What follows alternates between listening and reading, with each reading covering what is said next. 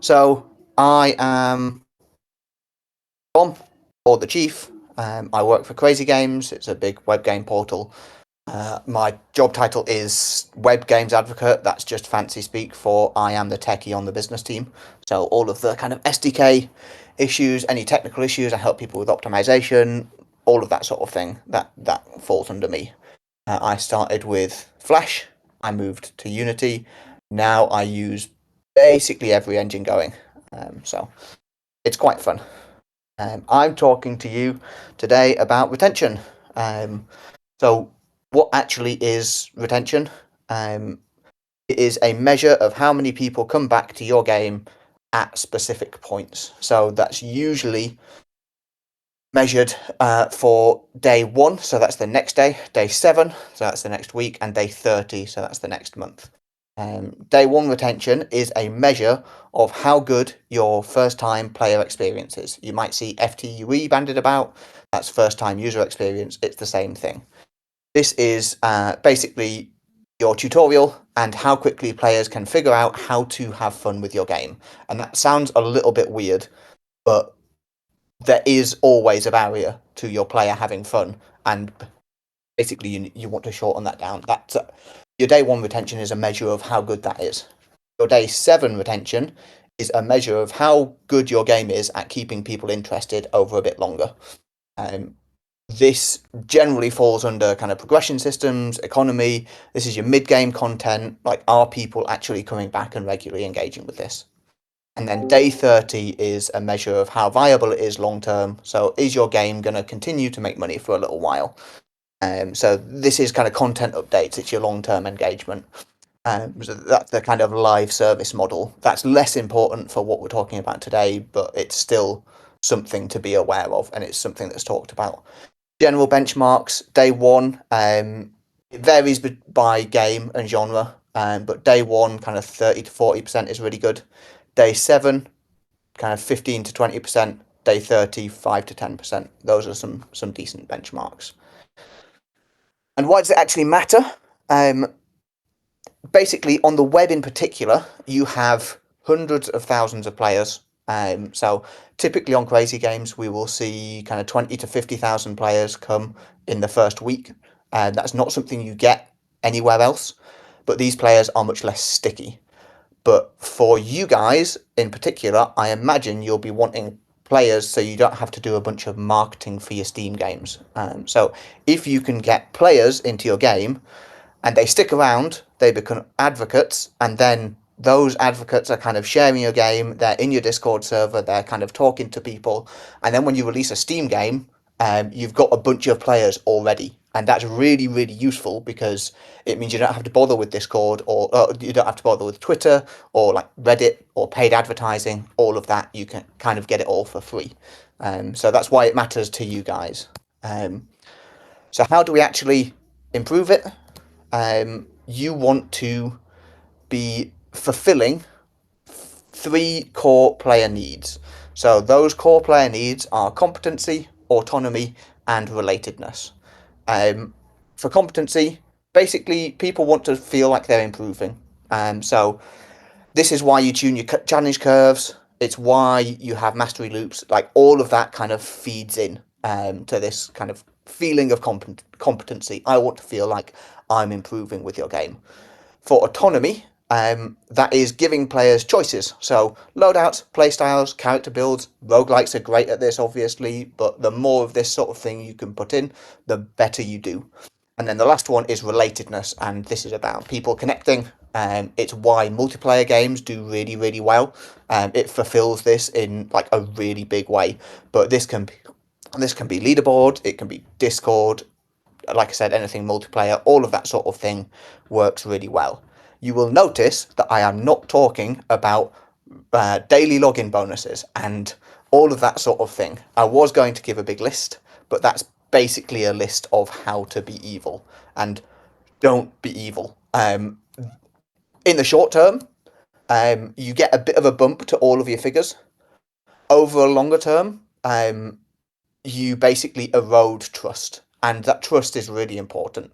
Players that trust you and trust your games, they become advocates for your games. So they're going to be talking about it. They're going to feel like you actually that you respect their time, all of that sort of thing.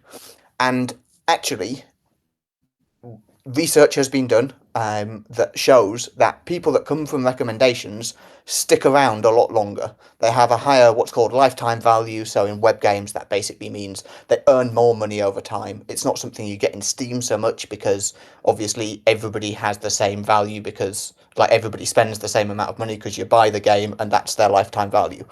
But in web games, it's a bit different. But basically, you make more money from players if you're not evil.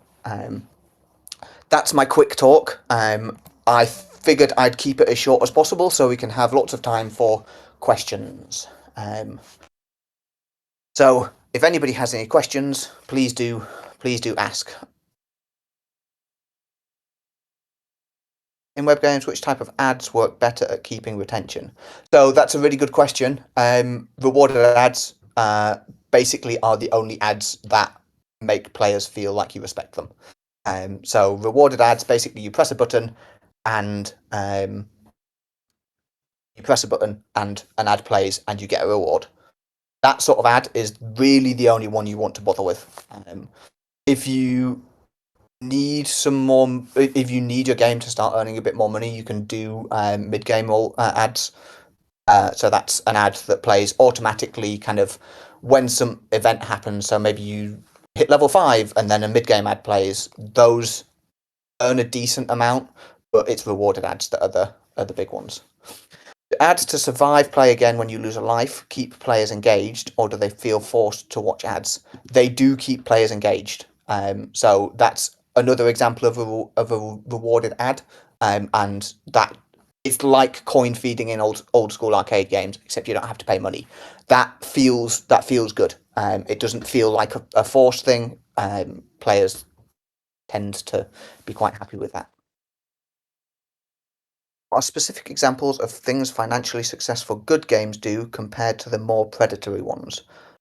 So basically, it's all about respecting the player's time.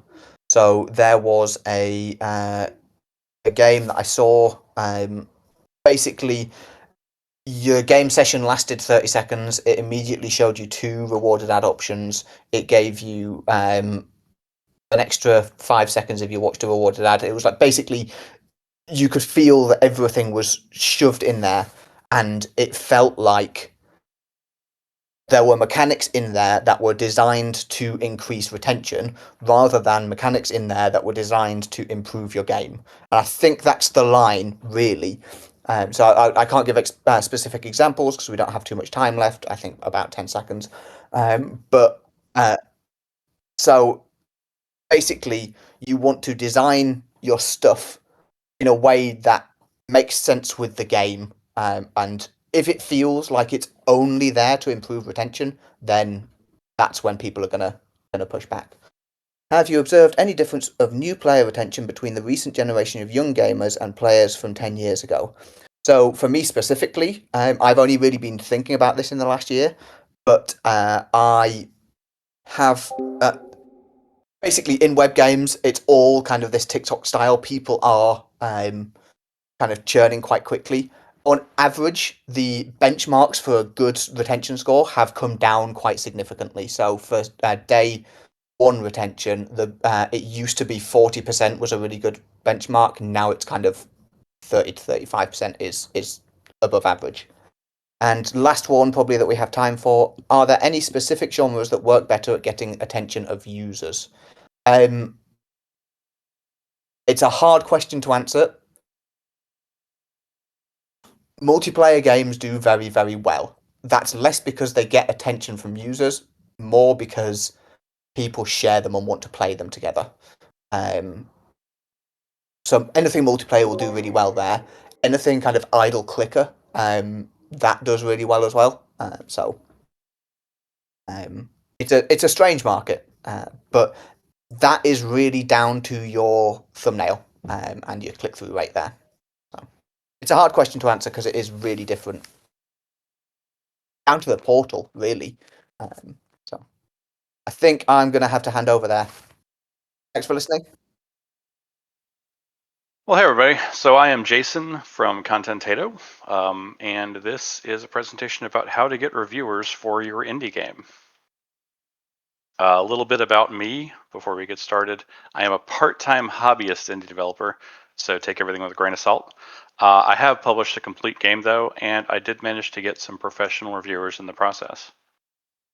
What we're going to cover today. First, I'll talk about generating and curating a contact list. Getting all your stuff together before you start the process.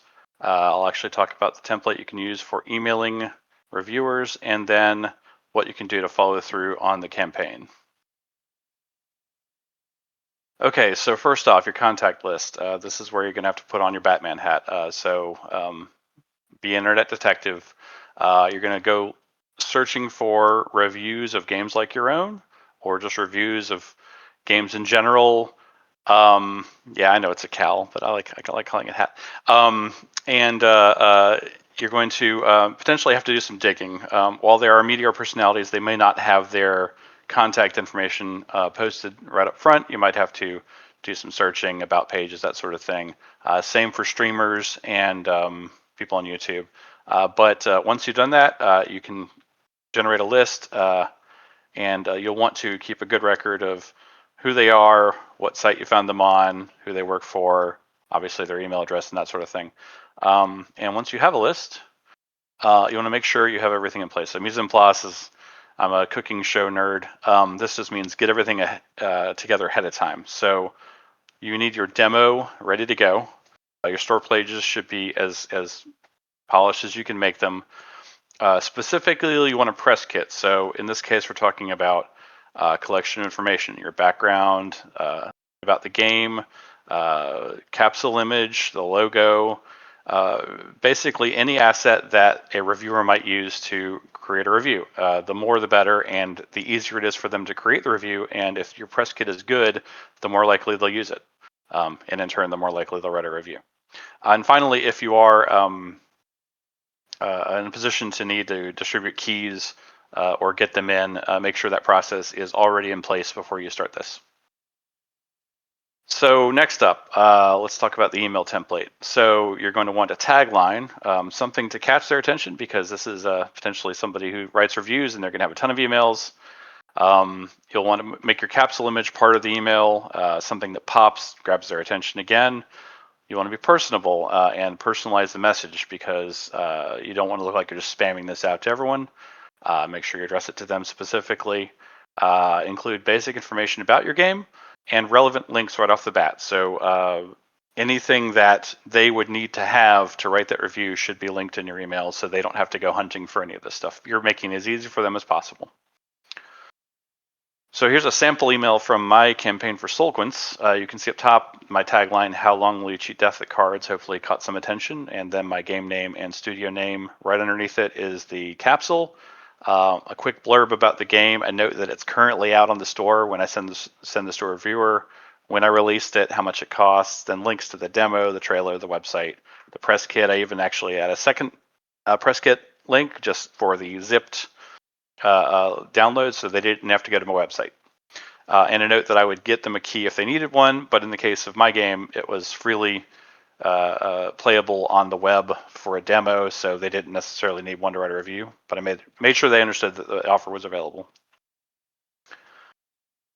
Okay, so after you've done your emails, you're going to need to do follow through. That means checking back. It's okay to send another email. Hey, you might have missed this message, but also in my experience, plenty of these reviewers, as they are busy professionals, may not reply back with a "Hey, I'm going to write a review." They might just do it, which was the case. So occasionally search for your game and see what comes up. I even had the experience of some reviewers seeing the other reviews and writing their own reviews without me ever contact them. So having to search for your own stuff is a good practice when you're trying to make on a publicity campaign, because you might be surprised what you found. I found some YouTube videos as well. And of course, I kept a record of all that, because once I found them, I wanted to be able to go find them again, and everything gets lost on the internet eventually. And finally, another thing you can do to follow through is continue the campaign. You can go back, dig for more people, find some more places to contact, continue the process. So how did it go in my case? I sent about 100 emails. I got 15 replies. 5 of those resulted in published reviews, and I saw a few YouTube features appear. Here's an example of 148 apps. They gave me a 3.5 stars. Pretty cool. Droid Gamers wrote a really, really nice article about the game, and you can see here they actually just grabbed stuff right out of my press kit and stuck it on the front page there. So it's an example of that. And Pocket Gamer, they did a front page review, which is great, and they even threw me in their best of 2024 so far. So that was surprising and shocking and awesome, which led to this. The peak, top 100 on the App Store at one point for casual and paid games. So you can see me at number 47. And that's all from just taking the time to dig through a bunch of corporate websites and find contact information and emailing the folks in question. So it's some amount of work, but I couldn't have gotten there on my own. And here's your it worked. There's my current count on the App Store of 2.56 million impressions. So that's a shocking, unbelievable number that I see once in a while when I'm looking. Right. What else can you do aside from just doing this email campaign? Of course, make something that you're proud of and that you want the folks to review, and expect criticism, but put your best foot forward. And of course, that means polishing the game, doing all the playtesting that's necessary before you start sending out demos, and taking all the feedback you can. Also talking to other devs. The folks in this call especially are fantastic sources of information, and up to including the template here. I think Sophie is the one who linked me that something originally that I would turn into that document. And of course, other resources. GMTK obviously. How to market a game is like the gold standard for information about marketing, and then of course just browsing YouTube for what other people are doing for this process and how they're doing it. And so yeah, that's all my stuff. Thanks for that, and I think we're at 7.5 minutes, so I will open it up for questions, which are already in there. Okay, let's see. Dot says, I want to follow these steps for myself for Square Pensy in doing this 5 weeks before launch, too little notice. Not at all. In fact, an earlier version of this presentation was me talking about how I kind of did everything backwards. And in fact, the reviews reviewers I emailed were after I launched the game. I wouldn't recommend that because you want your launch to be kind of coinciding with good reviews and publicity. But no, for sure, five weeks is not that big a deal. I think some of the folks I emailed, they had turned around a review in 1 week. So in your email, make sure that they know, hey, I'm releasing it such and such a date, because most, even for indie games, most reviewers don't want to publish a review until the thing is actually linkable. Jazak, what about this process? Didn't work as you expected and left having you quickly adapt? Most of it. I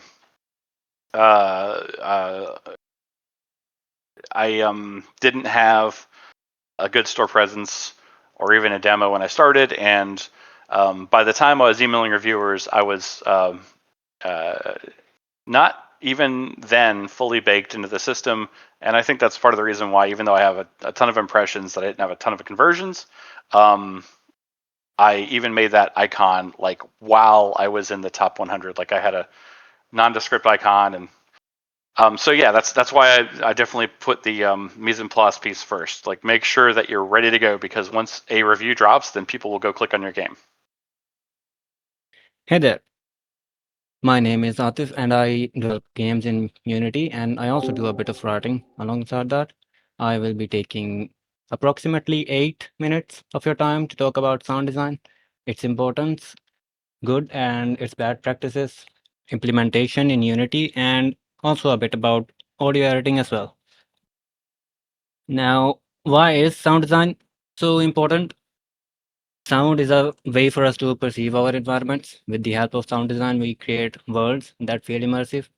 Through sounds, we can add more detail to our world, which make the world of our game more believable. The audio of our game gives the player a slightly more understanding of the game, and we also provide the player with auditory feedback, so the player can also navigate through that.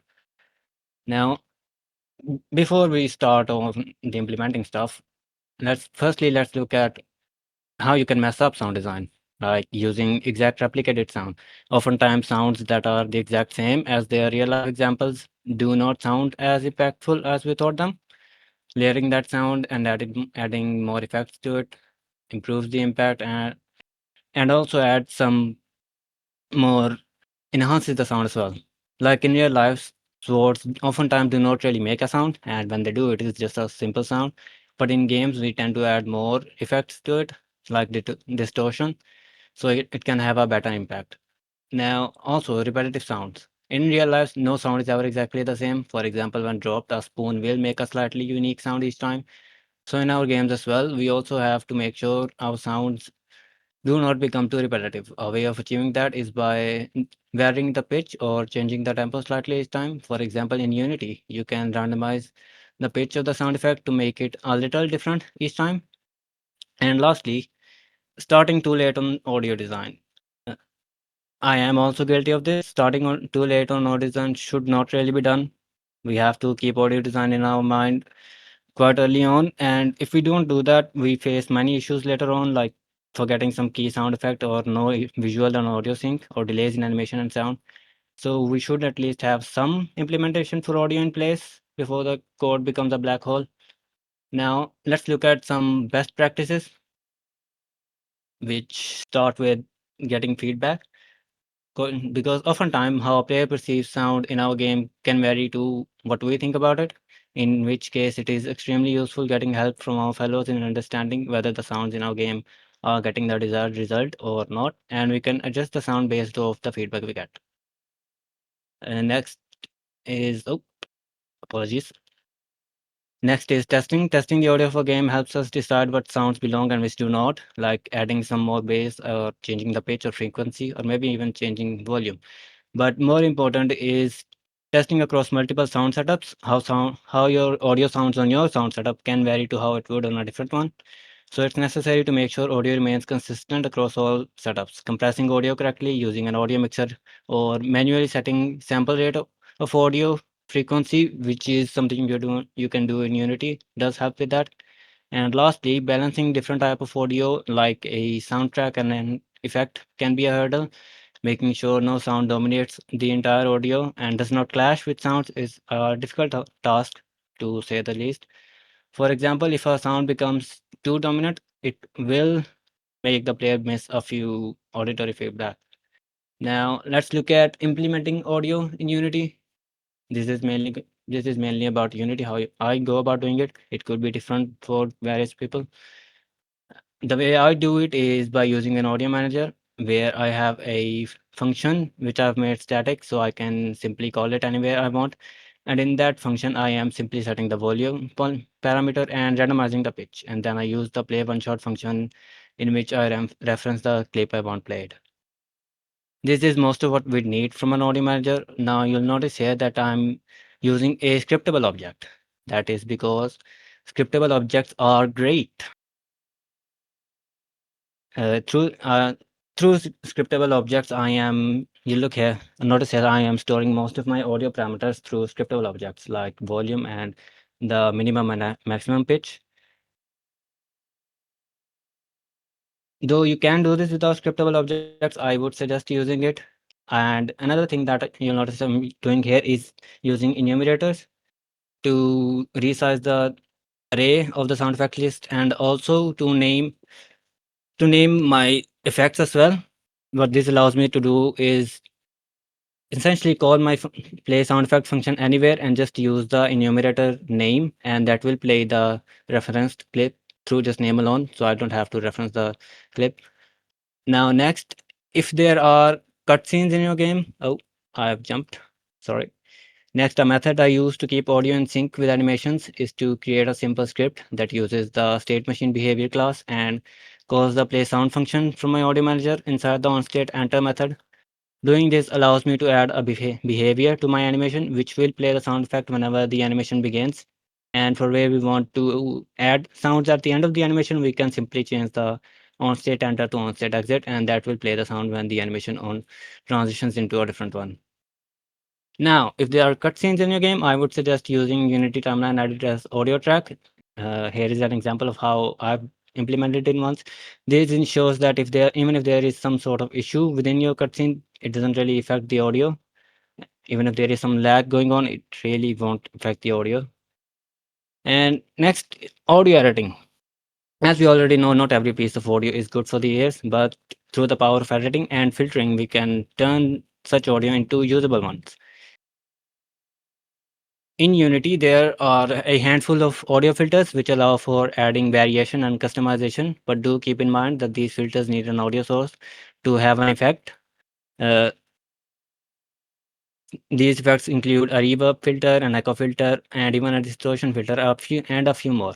So by adding the filter you want, then setting the parameters as needed, you can change a lot of the sound effects.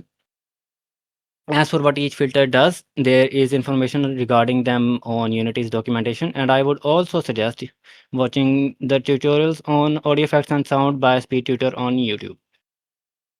Now, there are also audio editors which help with editing sounds. You can use audio editing software like Audacity, FL Studio, GarageBand. For improving sounds, I use Audacity, which at first does seem like you're sending signals to Alien, but it is great. Though it can record sound and then layer them together and add some effects to it. The way I use it is by editing pre-existing sounds and adding some effect to them, like distortion, adding equalizers, changing the pitch, or even changing the tempo. There are a lot of options here, and yes, they are slightly overwhelming at first, so I would suggest slowly getting used to them and trying each individual one and then seeing the result you can get from it.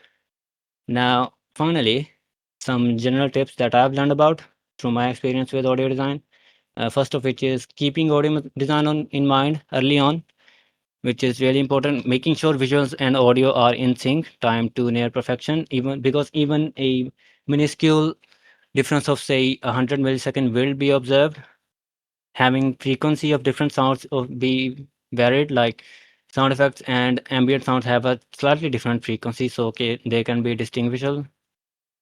And some simple effects like randomizing the pitch can go a long way. And lastly, on Unity, use an audio mixer. It is a bit difficult to understand at first, but it does help manage your in-game audio. And that's about it. Thank you for listening. And if there are any questions, I will be taking them now. And yes, I do apologize for my stuttering.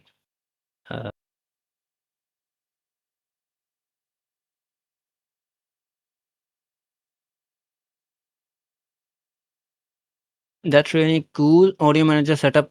There, one thing I struggle with when using a centralized audio manager, how do you handle spatial audio that needs to be played from a certain object?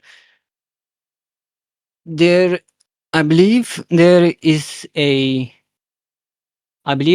filter for it on Unity, which for spatial sounds, what I do is have it play on a different game object source, and there is a filter for it which you can add, and it adds it a spatial effect to it. And I think I haven't really did much recently with spatial audio, so I'm sorry if that really doesn't clearly answer it. Question: I have a game with baseline audio. What are the biggest wins when starting to add effects? What I've noticed is like I stated, varying the pitch for sounds that are going to be repeated, like sound effects, and varying the pitch even slightly does matter and does help a lot. And also adding the effect that I use a lot is reverb. Reverb helps a bit if there is a level design in closed level design, then reverb does help. And there is also you can use there is also another filter you can use, like fade in and fade out and high pass filters. Those also help with that. As in the SFX, the player is going to trigger the most. Yep, varying the simply varying the pitch of the sounds that are going to be listened to by the player the most. most of the sound that will be replayed again and again, varying the pitch of them is really helpful, even if slightly. Also, do have to keep in mind that the pitch range does not go to where it is just like scratching on the surface, because that will mess up your sounds. I know from experience with it. All right, thank you very much.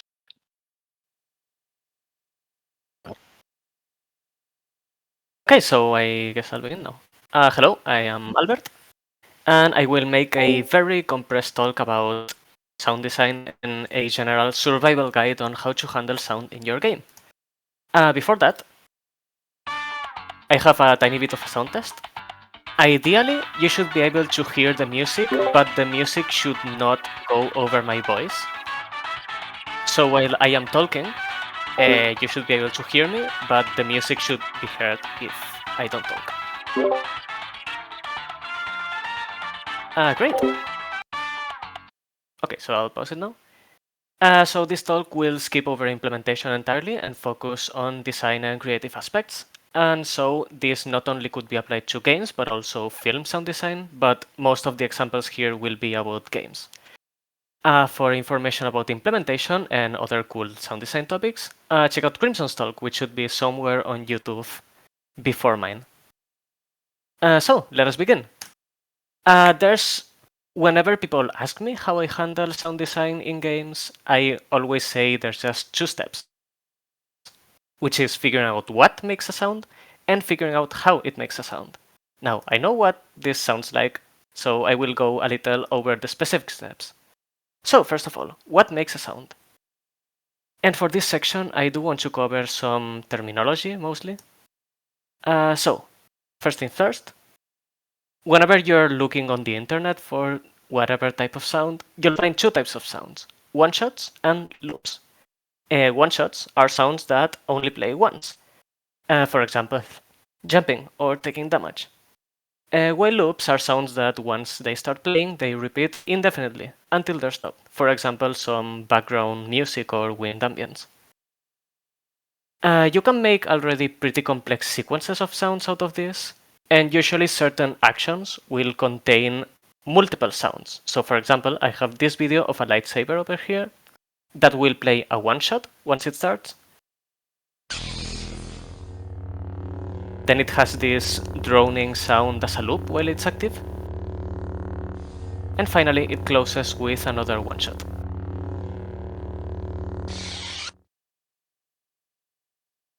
Now, it's important to note, it's not always straightforward whether a sound is a one-shot or a loop. For example, shooting a minigun, you could handle it as a loop of shooting while it's active, or as a lot of one-shots, one for each bullet. The implementation depends on your specific case. We'll cover a little more about that later. But the matter is, sounds are triggered from certain events in-game. So something happens in-game, and the respective sound happens. Now, when a sound happens inside of the world, we usually refer to 2D sound or 3D sound, depending on how it interacts with the world. 3D sound depends on the space. So it interacts with the panning. So for example, when a sound comes from the left or the right from your speakers, or it sounds quieter while you're far away or louder while you're closer. And 2D sound doesn't care about that. It always sounds with the same volume and with the same perspective. It's important to note that 2D and 3D sound does not correlate with 2D and 3D perspective. A 2D game can have 3D sound, for example, a campfire that sounds quieter while you go away. And 3D games can have 2D sounds, for example, a first-person shooter, where shooting your gun happens right in front of you and doesn't care much about whether the gun is slightly to the left or right. It's also important to note whether a sound is diegetic or non-diegetic. Diegetic sounds happen directly inside of the world of the game, and non-diegetic sounds happen outside of the world of the game. As a general rule, if characters inside of the game could hear the sound, then it's diegetic. If only the player can hear it, it's not diegetic. For example, in Breath of the Wild, there's this Chica slate with a sensor that sounds like this. And this is a diegetic sound because it's playing directly from the game. But music that plays when a certain enemy is chasing you around is non-diegetic. Now, we know what makes a sound and how it behaves.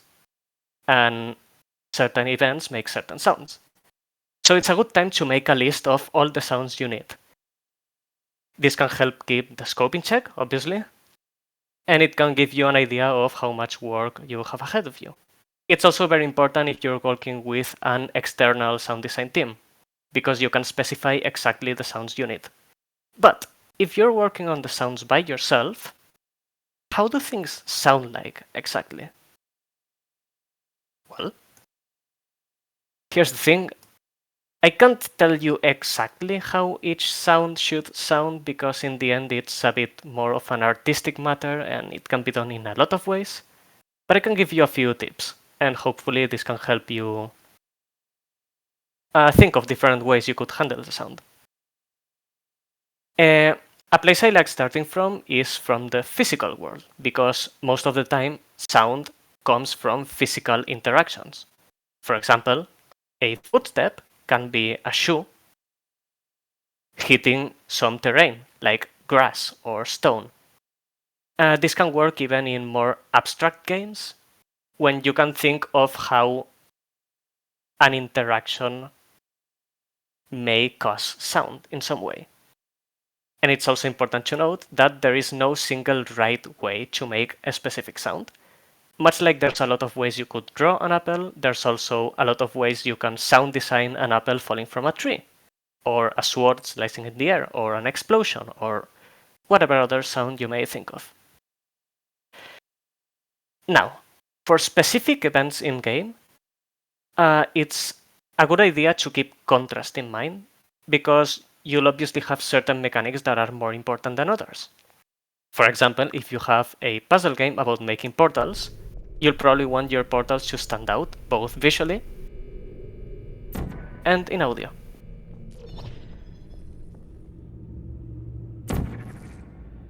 And whatever else you want to draw attention to. Well done. For example, a voiceover. It's also important to keep in mind your expectations. So you can look at different games on genres similar to yours and see how they handle sound for specific events to know how your game should sound as well. For example, we've seen a lot of games inspired by Balatro. And these types of games usually have lots of little clicky repetitive sounds to make interaction satisfying.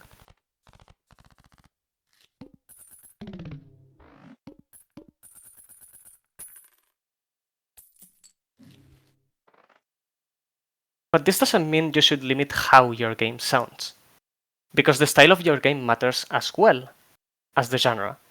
And you can vary the style of the sounds while keeping the genre. For example, if your game is darker and grittier and more physical, you can reflect that through sound as well.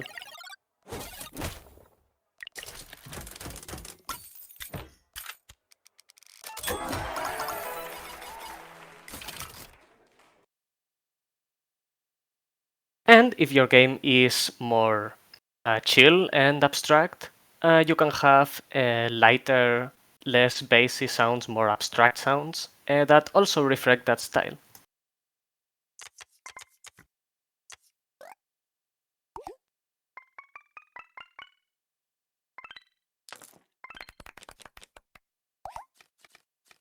It's also a good idea if you have a certain action that happens in-game a lot of times. You should keep some variety, and instead of having a single sound repeating constantly to avoid fatigue, you can vary the pitch a little or randomize it. It's just good. And I did want to leave some time for questions, because I know this doesn't cover absolutely everything, but hopefully it should give you an initial idea, and I should be able to add some more context through any questions you might have.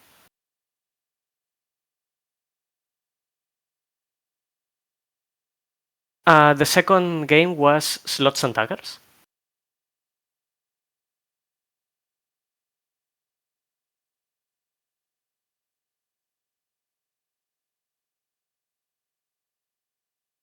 Oh god. Okay, software. I use Audacity to edit audio. And sometimes Ableton Live if I need to do something more musical or with synthesizers. And for synthesizers, I use Vital. It's very cool. Audacity is very good, yes. If you need like one software. Vital is free, yeah.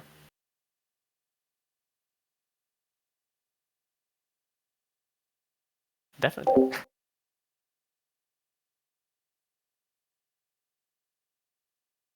I have looked at musical programming languages, but I think, okay, if you want to make procedural audio, that's like a whole other beast that could be a whole other talk on its own. And you'll usually instead implement some solution in engine for that. But yeah, those languages are pretty cool as well.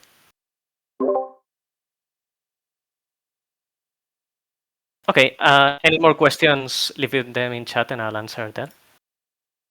Thank you for your time. Wonderful. All right, let's get started then. Hello everyone, I am JZook12, and today I'm going to be talking to you about alt control and the world of custom controllers.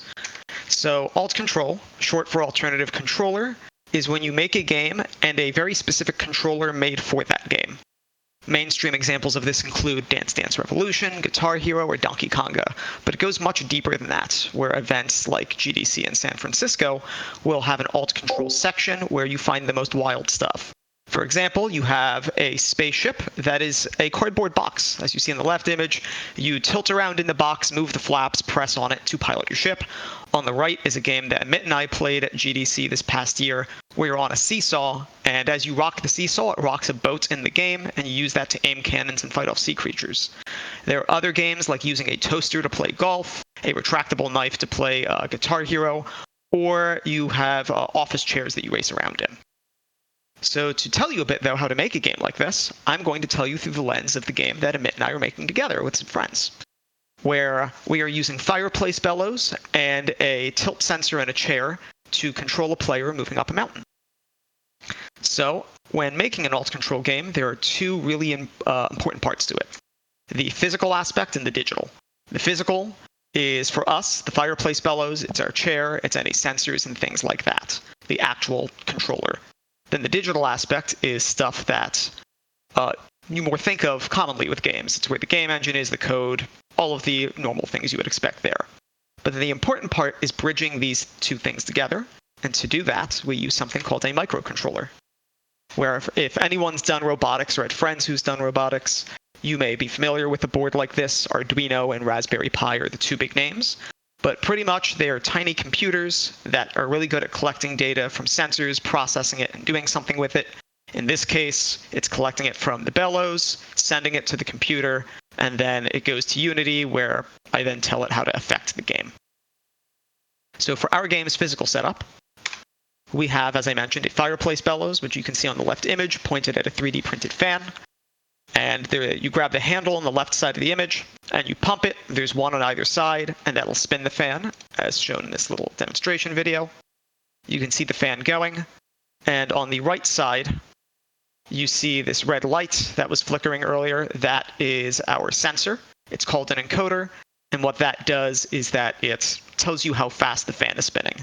We take that fan speed, normalize it, send it to the game, and then apply forces to the player from there so that they can move.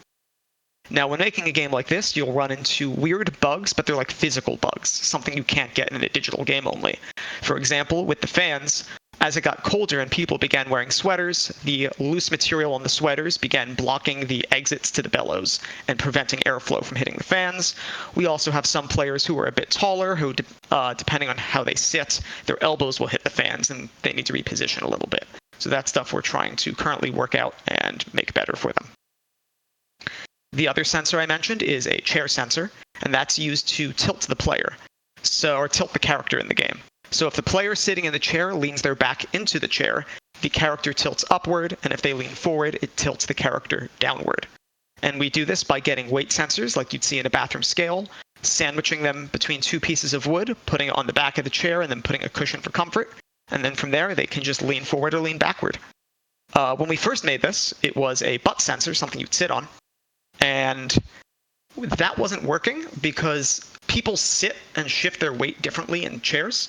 So there was no consistent way to make its player tilt up and down depending on a certain motion. So we moved it to the back where we got a bit cleaner data and it worked a lot smoother from there.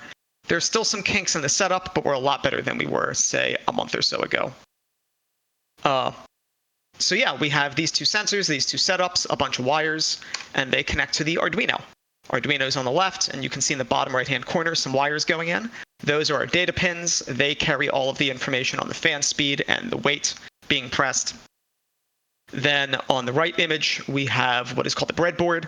They're really good for just connecting a bunch of wires together, and that's where we're putting all of our power and ground pins so that everything has electricity. Ideally, in the future, we'd like to do everything on the breadboard with a different type of microcontroller, but for now, it's split up and it's working well. So then we take this setup, we plug the Arduino straight into my computer, right through the USB ports. Unity can read through USB ports and collect data from there. I'm using a package called Artity. That's just extra helpful to create a nice little interface. And it reads it in as a string. I then parse that string and send all the relevant data where it needs to go. If you're not using Unity or Arduino, that's perfectly fine. All you need is really a way to read off your serial port and just collect information from there and process it. So when you take all of this, put it together, you get the actual game where I'll show you I'm on the left playing it and the right is the gameplay. You can see that depending on how I'm pumping the bellows, it will kind of move the player back and forth. Coming up shortly, I'm going to tilt forward in the chair. Right about now, when you see I move down, I lean back again and I tilt upwards. And yeah, that's pretty much the game. It's going to be just a few minute experience, rushing up a mountain to save your buddies while being a silly little guy on a dandelion. It is absolutely delightful to watch people just get into giggle fits playing it. We've had a really good time. So yeah, if this at all seems interesting to you or is like something you'd like to try, go on Amazon, spend $20 on an Arduino, try to get creative and make something cool. Thank you. Does anyone have any questions?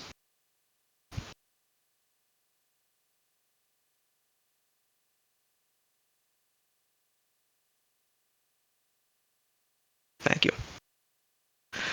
Our custom controller is pretty much exclusively made as a hobby. I imagine it would be very hard to commercialize a game with a non-standard controller.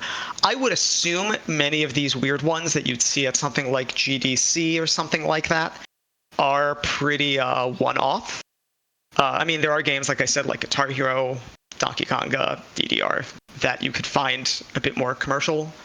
But in my experience, most of these silly ones, the people I know who do it will just take it to events like GDC, MagFest on the US East Coast, or there's an event called Amaze in Germany, and just kind of tour with them, but not really try to sell them. Knockout, or was it called Punch-Out? I know Punch-Out's the NES game. If there is an actual physical version of that, I have not heard of it, but that would make sense to do. The one with the dangly thingy path. The Wii version. I mean, yeah, I guess Wii is a weird example of a semi-alt, semi-not.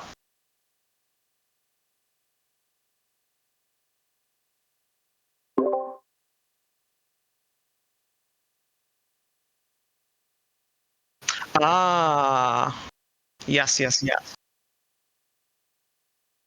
Yeah, I don't think exactly, but I mean, arcades are spots where you could find. Honestly, like when thinking of early games and how to handle it, I know one mental approach I was trying to take is like when you go into an arcade and see the motorcycle thing there that you can sit in, or there would be like one of the underwater games where you fight sharks and they have like a kind of harpoon gun kind of thing you hold around.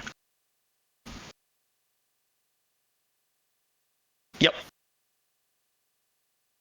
Yeah, and I mean, honestly, also like Duck Hunt would be an early example. Does each individual game engine has its own specific program for interpreting data, or there are multiple available?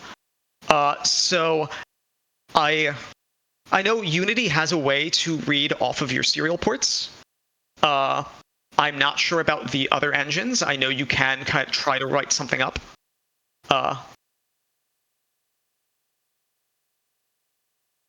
There we go.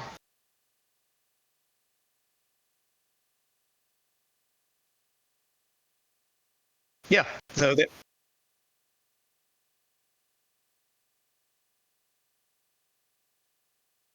yeah. One thing I did brush over a little bit is that when it comes to the Arduino, and this is to further your question, Crimson, there is also Arduino for our controller. We have our own microcontroller code.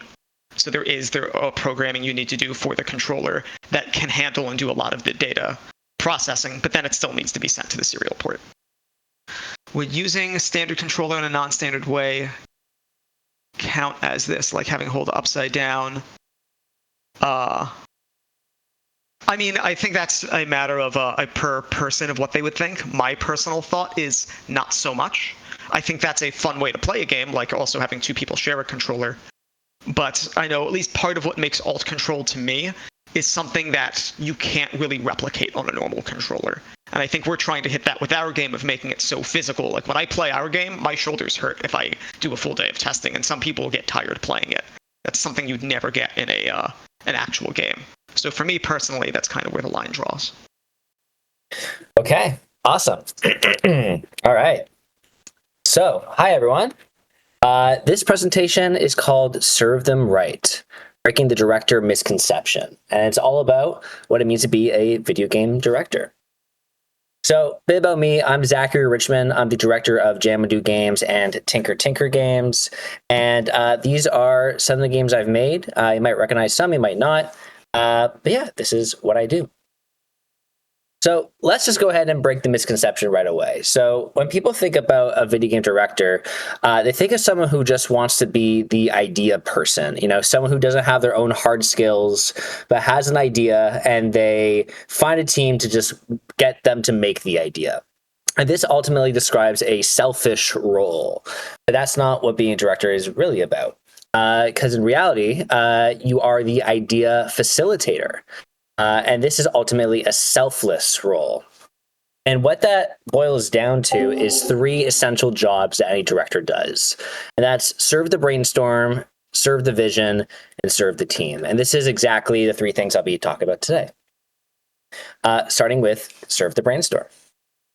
So this boils down to one big thought, and that is you don't bring the idea. That's not your job as a director, but your job is to help your team bring out the best idea, you know, create the environment that will bring out the best work and the best idea from your team. I don't have enough time today to go into full detail about this, but I've actually already talked about this before in another talk of mine called Finding Clever, which you could see in this link here. This link will also be at the end of the presentation, so no need to frantically scan or anything. But we're going to jump ahead to number 2, which is all about serving the vision. So first off, what is the vision? So this is the end goal of your big idea, like the final iteration of what this idea could be. And their vision is ultimately the reason you make the decisions that you make. Or in other words, it's your North Star. It's the thing that you follow, and it's the thing that guides you through every decision that you make. And it's important to have a bird's eye view of your vision. So this is the deepest understanding of your vision. So that means having an understanding of like what the big idea is, but also why the big idea works. Like what makes this big idea clever? Why is it clever? And what the big idea needs to shine. Like what are those other smaller complementary ideas or other aspects that make your idea the best version of itself? So having a deep understanding of these three things helps you essentially guide the team because you have such a deep understanding of what the vision is. And what that does is it allows you to make the hard decisions. So this next point is probably the most important point in my opinion, but decisions serve the vision, not your preference or opinion. It's not about what you want. It's not about your particular likes and dislikes. It's about putting your ego aside, looking at the big idea and thinking, what is the decision that serves this idea in the best way possible? And that helps you rationalize the decisions that you make for yourself and for your team, and to prove to everyone, yourself included, that this is actually the right way forward with this decision. If you can, though, It's also important to find a solution as a team, because to be the director is not to be just like the big decision maker and I'm the one with the solutions. That's not true. You're not the only one with solutions. You're ideally with a talented team of devs. So it's important to first listen, then decide. It's important to take everyone's opinion into account. And then that said, only bring the hammer down if you have to. Sometimes there are moments where you have to force a decision, but this is something that should only happen every now and then, because otherwise you just come across as someone who is like, no, my way or the highway. That's not what a director is all about. It's about collaboration, despite being in a bit of a leadership role. It's also important to know your stuff. So don't just have thoughts, have knowledge. So have an understanding of like art, music, game design, level design, programming, etc., even if that's not your background. This doesn't happen right away. This takes time. But what you don't know at first, delegate. Like look to your team, look to your artists, your musicians, etc. Have them guide you with their experience, but then take that opportunity to learn for the next time. And then you eventually have a good rudimentary understanding of all these things, which is always going to help. And then number 3 is all about serving the team. So this is all about being reliable and available. So if your team needs something, it's on you to provide it. You're there to support them. They're not there to support you. Again, a director is ultimately a selfless role. If your team needs anything to do their job to the best of their ability, it's on you to provide it, even if it goes outside the type of work you would normally do for your hard skills. So essentially, you want to be the person your team can turn to for whatever they need. That's always important to have that role within any team dynamic. You also need to keep the peace. So there will be conflict between team members, of course, but also people disagreeing with you. It's just an unfortunate reality of being a director or part of any team dynamic. But in those situations, it's important to be a listener. People need to feel heard. This is during the decision-making process. This is after that process as well, when decisions already been made and maybe someone's unhappy about it. It's important to listen. But it's very important to choose your battles too.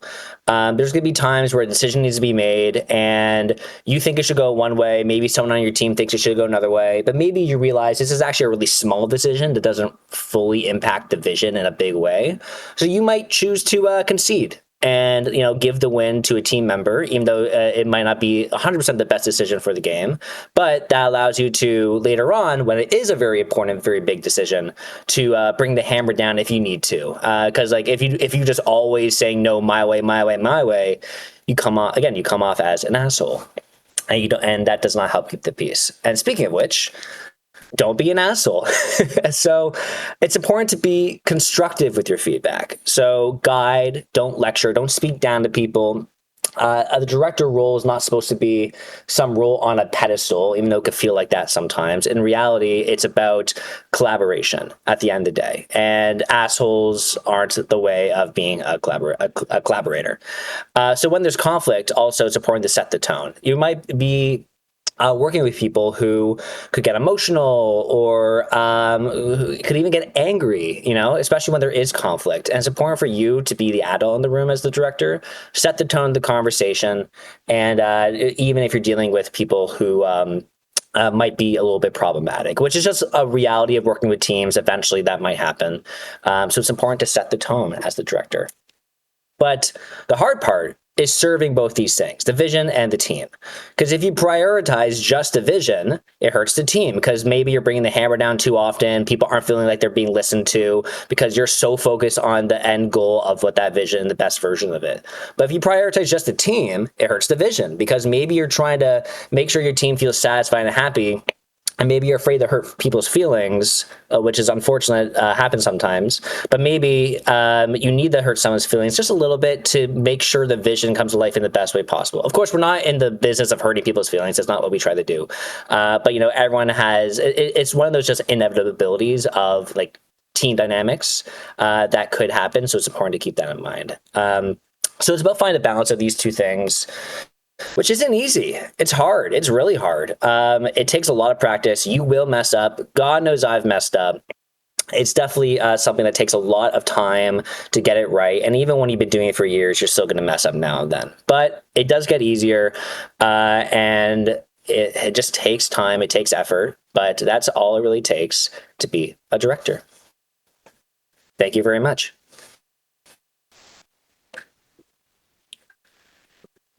All right, I can't see if people have any questions. I'm going to stop sharing my screen.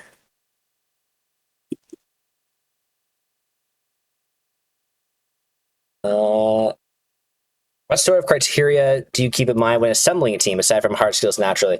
Yeah, I mean, hard skills, just like you mentioned, but honestly, like the vibe of the people. You know, ultimately, I don't care how talented someone is. Like, they have to be a good person, and they have to have like a good head on their shoulders and be like collaborative. Like, you want to work with good headed people and good hearted people. So, you know, sometimes you can't tell that right away from a quick chat, but you gotta follow your gut and kind of be like, I feel like this person is a good person, and on top of also being talented. And those are the kind of things I think are important to look forward for a good team dynamic. Crimson, how would one go about convincing the director about their approach to a mechanic that's different to the actual direction of the game? That's a good question. I don't think, I'm not even sure if convincing is the right word, because again, I think a good director isn't like some like stronghold you got to break down to get your point across. Honestly, I think it's about, if you have a good director, it's about just having like an honest conversation of like, hey, I feel like we've established this big idea going this direction. How do we? I kind of feel like the mechanics should go this way, and here's the benefits of it. And I think the best thing to do is just rationalize it. Like, if you think a direction should go a different approach, rationalize your decision and tie it back to the big idea and why it would help the big idea. And I think any good director is always going to be open to listening to that. And I think if they're good at what they're doing, they're gonna hear what you say and really take it into consideration. Question: how do you handle onboarding people who may join mid-project, catching them up to speed on the visuals, still also giving them the ability to free them to contribute to it? That's another good question. I mean, it's always good if you have some sort of document where you've like kind of really laid out, here is what the vision is, like a game design document of sorts. So having that sort of documentation, I think, helps a lot. But then, and then getting them up to speed on, like, there's going to be a lot of informal stuff you want to get them up to speed with too, because, you know, there's a lot of conversations that happen that they might not be privy to because they're coming in late. And it's just about being open and honest about when they come up with something that contradicts something that's already been discussed. You just have to be like, oh, we already talked about that before, but we decided this, blah, blah, blah. But on the flip side, that could also be a good thing. Like, maybe the fact that they're not fully up to speed and have a full idea of everything going on could actually be a good thing, because maybe they'll say something that kind of unlocks something new in that big idea and that vision. So sometimes it could actually be a boon if they don't have all the knowledge that you have. But it's just important for you, the director, to keep that all in mind and be open to change and be open to hearing things from your team, especially new people from your team, because they're always going to have something new to contribute that is always worth listening to. Okie dokes. So, thanks for coming to my talk as part of GMDC, everyone. I'm going to be talking about using branches in Git, how to work with them, and how to think about them. This is a very Git-specific talk. Some of this will be approachable to other tools, but that's way outside the scope of this. So, quick overview. 4 key things I want to talk about. What is a commit? Just as a reminder for those who are a bit rusty on the details or those who haven't used Git before. What is a branch, just mechanically speaking? The how's, the what's, the why, and lessons I'd like to impart on people who don't know how to use branches and want to try, and then literally just how to get started. So, what is a commit? When you are working on a project and you're using Git as your version control, you work on your project, you add files, remove files, change files, and then you kind of save your progress in steps. You know, you might do git add blah, git commit, type a little message, done. That commit is just a bundle of changes. Specifics, not important, Git deals with that, but it's just, each commit is just a list of changes. Your project history is just a list of those commits. This is, for instance, the last commits on Squarepinski. I've not worked on it for a while. But you can see each one of those horizontal things is a different commit, and the history of the project is just a list of those commits in time. When you work with Git, you set up a project, you will have a default branch called main, unless you're on a very old version of Git, in which case you should update. That Main is just a label. It's just like a default standard name. You can create new branches and just give them whatever name you want. It's free, it's easy, it's like pouring river water over your socks. The name of branches can be anything you want. Some people have standardized names. Some people I know at work use song lyrics. This screenshot is from a project at work, and you can see some of them are feature, do the thing, chore, do the thing, and some of them are rescue the sea monster. Whatever that's about. The label is ephemeral, it's not stored forever, it's just a label for you to use while you're working with that branch. Branches are like a core part of using Git. This is a screenshot of GitHub Desktop, one of the best GUI options available for Git. And when you click the big button that says, what's my current branch? There is just a big button to create a new branch. You give it a name and then you just jump to it. I've heard people talk about branches like parallel universes or multiverses for a Git project, where when you jump from one branch to the other, you start from the same point. You start from the same point in history, but they're two different worlds. Changes in one don't appear in the other. They're completely different things until you merge them back together. There's a diagram of that in a second. Why use branches then? The industry standard, the default is that your main branch is your source of truth. That's like the correct, stable, good version of your project. You use branches for stuff that doesn't belong there. Like you might check out to a branch because you want to build a new feature, but you want to actually get the whole feature done before you stick it in main. Otherwise you're going to have broken code and awkward, janky edges and stuff that's broken. Or you might have a really long bit of work, like updating R or adding loads of config or whatever, that's going to take so long, you just want to jump to that branch, work on it a bit, but then pause it because you want to work on something else, or you want to go and fix an urgent bug without having to pull all of that crap in to the main branch. Or, like Dom talked about last year, prototyping. You might have your version of your game and you're like, I wonder what happens if I set everything on fire. You can, in Git, jump to a new branch, do whatever changes you like, find if it's fun, find if it's not, and if it's not fun, you just abandon the branch. You just check out back to your previous branch and leave it to die. You don't have to undo your work or restore from a backup, you just abandon it, and all of the stuff on that branch, that little parallel universe, stays there. Here's an example of that, where these are two developers, Orange and Green, are working on two different features at the same time, like the same temporal day of the week. The Orange developer is starting a rework of the AI while the Green is doing some audio stuff. They are working on their two branches at the same time, and the Green one has set up Fmod and then updated some audio and it's all going great. Orange has broken everything. It's gone hideously wrong. Because these are two different branches, the changes in Orange don't exist in Green. Green can do all of this work and merge back in without the hideously broken state of Orange getting in the way. This is true for two developers at the same time, or you as a solo developer doing two different bits of work without having the broken stuff completely block your progress on every other part of the project. So if you're sitting there and thinking, this sounds useful, but how do I start? How do I think about this? This is what I do.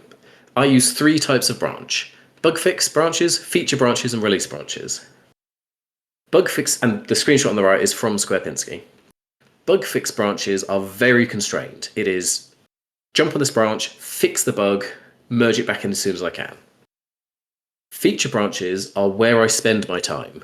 I set up my project on main, check out to a feature branch, build the feature, controller support, reworking some of the UI, whatever, merge that back into main, immediately go to another feature branch.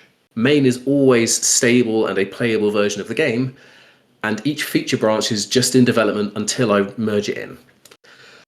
I don't use release branches very much, but they are really, really useful if you want to have something like a demo or a convention build where it's going to need lots of custom specific work you don't really want to keep.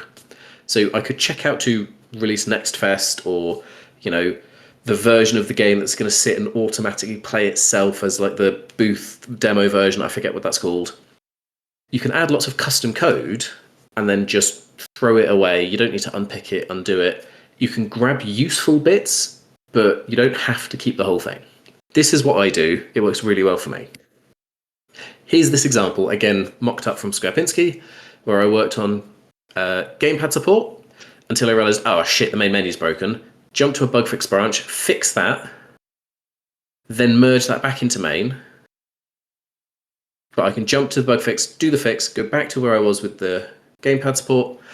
Then I can prep for Next Fest, add like a Google form link and a Discord link. This is never going to get merged in. I'm just abandoning this branch. I don't need these buttons on the main thing of my game. But the other things do get merged back in and become part of the main game proper. For those of you who haven't used much Git, I'm using the word merge. It's a specific thing. Git does it for you. It's how you get a branch kind of from main back into main. It's a huge topic, especially in the ways it can get a bit gnarly when things go wrong. The two things I recommend are, if you're working in a team, possibly even if you're not, use pull requests. It's a web view of your work to package up all of your changes, add screenshots, add comments, tell yourself why you've done a thing. And if you work in a team, it's a great way of keeping other people involved. Merge conflicts are when this goes wrong. I can't talk you through all of the details here, but the main thing I'd say, especially if you're starting, is avoid merge conflicts by not changing the same line of code in two different branches. It's more complex than that. There's more rules and stuff, but that, as a starter for 10, will get you a long way. Thank you. That was my talk. If you want to learn more, check out the About Branches section of the GitHub docs for getting started. And this Dev2 guide is a really useful primer for how to get started on resolving merge conflicts. That is my talk, and I can't see the questions, so I'm going to have to stop my screen share. Apologies. Oop. Do we have any questions in the chat? Kiosk mode, thank you, Chief. So, let's scroll to be where we were. Question, I frequently encounter teammates who are hesitant and nervous about using branches. What can I do to help them be more comfortable using branches? I would understand what their concern is about. I suspect from the outside it might be about how to merge without conflicts. It's similar to using Git as a whole. I would say it's something that is best done by working an example with someone more experienced. So if you want to help them get comfortable using branches, maybe help them check out that first branch, make a few changes, use a pull request to get it back into the mainline branch, and just kind of go in through immersion. The concept around branches is they're just a thing that exists. You get used to them through experience. It's probably the easiest thing I'd say. Sophie touched on something, merge conflicts. If you're using tools like VS Code or IntelliJ products, there are visual tools. There are also CLI tools, but I'm assuming people know about things like Git diff if you use CLI. There are visual tools for helping you resolve merge conflicts. So it's not like a whole big black box thing. There's lots of tools to get involved and help along. Do you have any tricks to stick to best practices? I honestly don't, in the sense that best practice is kind of personal preference and understandable here. Sometimes I do start a feature branch and then check out another feature branch from there. The main thing I do to stop it getting hideously messy is keep a tight scope on that and just mark down on a Trello board or a to-do list, okay, I'll come back to that later, but it's getting too silly. And if I have really gnarly things to unpick, I try to use pull requests even for personal projects, because then I can add screenshots, historical comments, stuff on that I can refer back to later, because then it gives me a historical context to use. But I have been using Git for about half my life now, so I appreciate that's not necessarily a very helpful answer. The other thing I'd recommend is Git Cherry Pick is a great tool.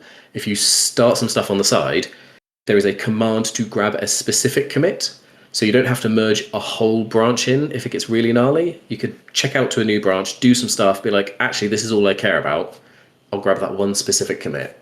But any more detail than that, and we get into rebasing and stuff that's definitely outside the scope of this talk.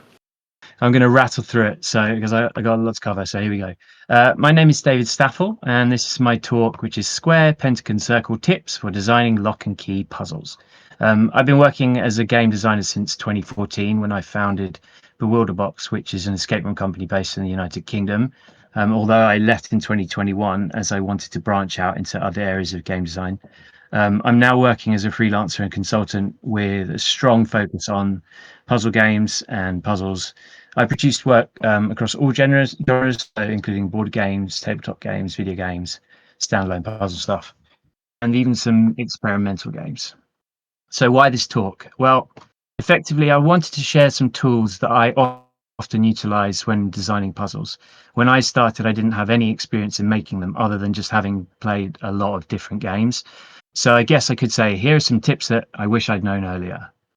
So what is a lock and key puzzle? Basically, lock and key puzzles are those which form chains of puzzles which need to be solved in a sequence, but with an eventual end goal. So that could be things like something that would give you the answer to a combination lock, a password in a computer, or simply just arranging things into a specific order.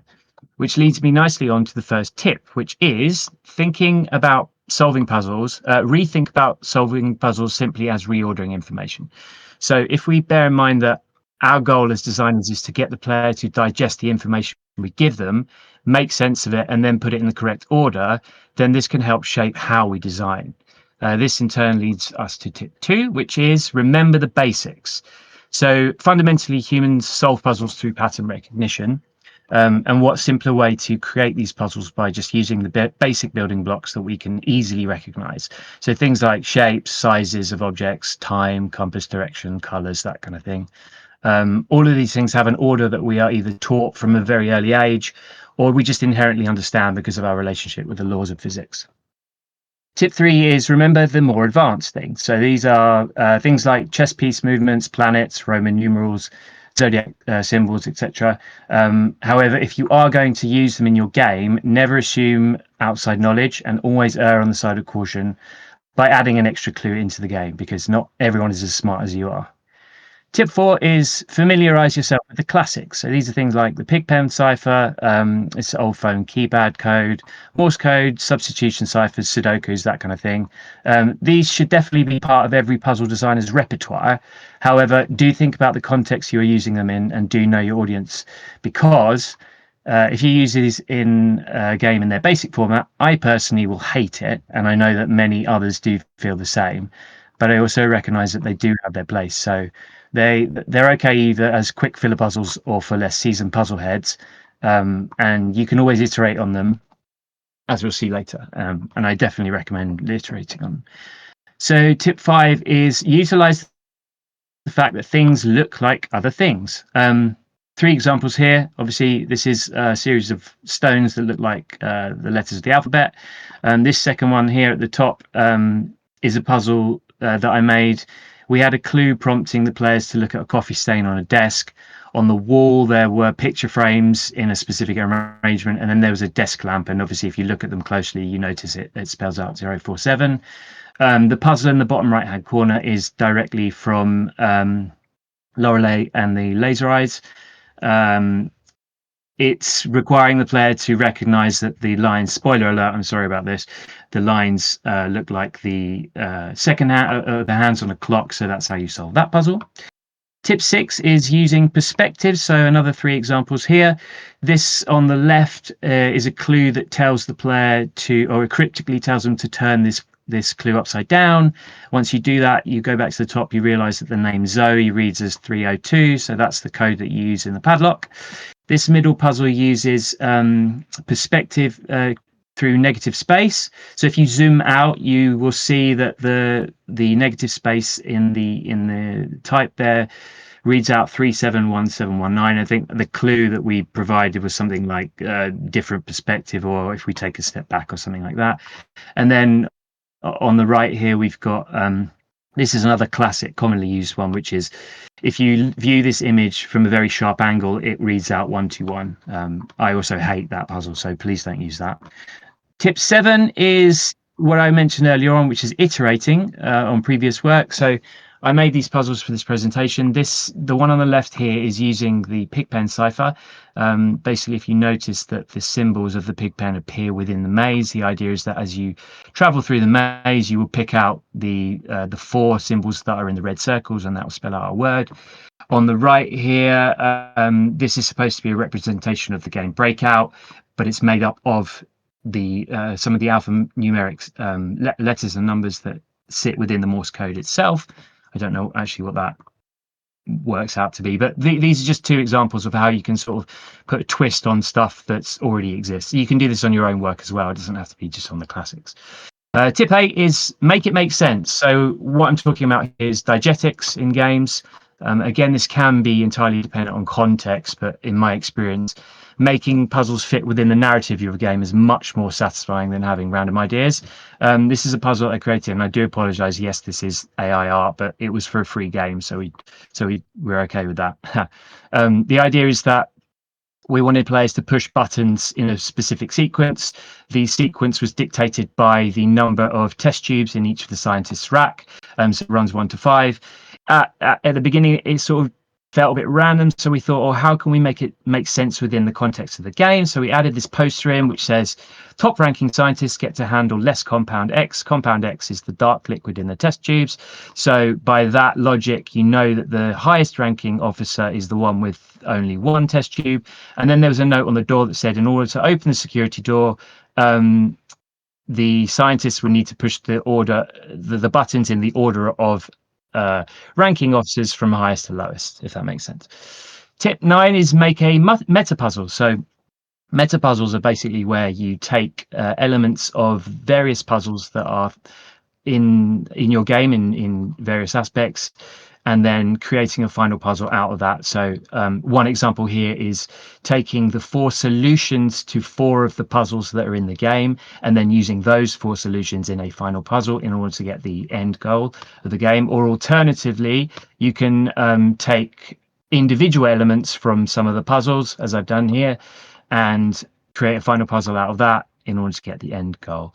Like I say, these are just 2 options of how to make a meta puzzle, but the idea is that you are taking various elements from various places within the game and then creating a final puzzle. Tip 10 is take photos. So this is something that I've been doing a lot this year, which is just taking photos when I'm out and about. It's really good for inspiration, basically. I can't say I've actually used any puzzles out of any of these specific photos I've taken, but it's just good to kind of get the brain thinking, I guess. And then I did actually add a bonus tip in at the end here, which came because I posted this on Instagram. It's just me navigating around a space in Illustrator. I use Illustrator to do a lot of my brainstorming. I basically just throw elements onto the canvas and play with them. And someone commented on my post and said, I had no idea that I could use Illustrator in this way. So I just thought it would be a really good thing to put into the talk. So yeah, that's my talk. Thanks. Any questions?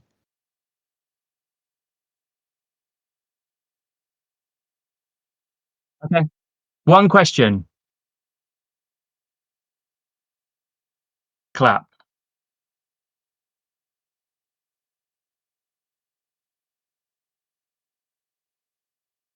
I do like cryptic crosswords. Oh my gosh. How do I deal with unintended solutions? I mean, yeah, it completely depends, really. I think for most of the work that I do have put a lot of effort into making sure that there are no unintended solutions. I know that that just comes out in playtesting, really. So and it also depends, like, what happens if there is an unintended solution. Like if someone gets a solution that's unintended that allows them to get through to sort of bypass a little bit of the game, then absolutely we would cut it out. But yeah, I think it just really depends on the context. When making a puzzle, do you consciously think of these tips, or is it more in the background? Yeah, I think it's just stuff that is in the background, really. I think that the basic stuff, I always think of that first. like I often think about using shapes in a lot of puzzles. Also, I know that we spoke about this before, Jason, about just knowing that the number 26 refers to the number of letters in the alphabet, and you can do a lot with that. If you can get the player to understand that you're trying to represent 26 in some capacity, and then just kind of highlighting specific parts of that so that people can understand that you are trying to you're trying to draw letters from each number, if that makes sense. All right, let me get there. Thank you for your patience. Hello, I'm Almyki, and I'm just gonna do a quick little talk about pixel art. Some very brief, very big, like overall overview for total beginners who might be interested.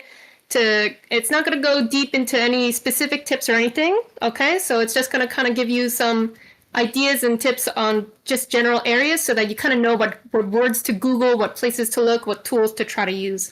All right, so let's get started here.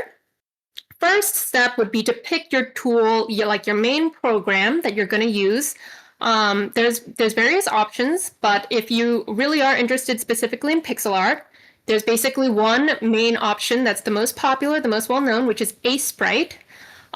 It's got a lot of benefits. It's an open source project that's still updated very regularly. They had another update in September. Everyone, when you look for recommendations, you'll see it all the time. A lot of professionals, a lot of tutorials for pixel art uses Sprite. And it's basically great because it's a lightweight tool that still has a lot of very specific features that are really tailor-made for pixel art. Things like having a pixel perfect line, having a dithering tool specifically for that dithering pixel art effect, all sorts of things like that people really love about it. The con would be that it costs $20. That's basically the main con. And if you really are tech savvy, you know how to pull from GitHub and compile your own projects, you can just get it there for free if you really wanted. But honestly, I think it's worth it. So, alternatively, if you really don't want to go for that one, there are other options that are known. I've heard Graphic Scale a few times, and there are some others that are free. I haven't really tried them much. And sometimes if you already have a tool, like you already bought Photoshop, or you're already very comfortable with Krita or GIMP or anything like that, these are all perfectly acceptable. Pixel art is nice because it's so accessible, so you can try it with anything that you have if you really just want to try it out. Back in the day, MS Paint was honestly one of the big ones among a lot of pixel artists 20 years ago used MS Paint. So don't feel bad if you can't afford the $20 either. Now, one of the first things I think it can be useful to pick is your restrictions or things to keep your scope more focused, because with pixel art, unlike with like regular drawing, you're generally working with a very limited palette.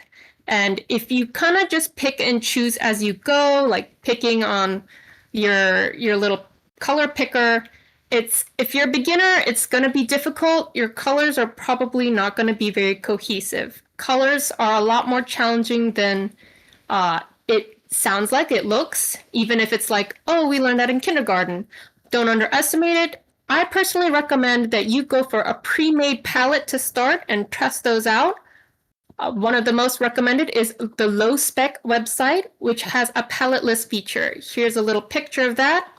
Let's see if we can take a quick visit. So they have some really nice features here where you can actually choose the number of colors. So if you want to keep it very minimal, maybe you want to do like more monochrome thing, you can say, I want only 4 colors. Or you can choose the maximum or minimum if you want to kind of restrict it a certain way. And you can also kind of see what's popular this way too.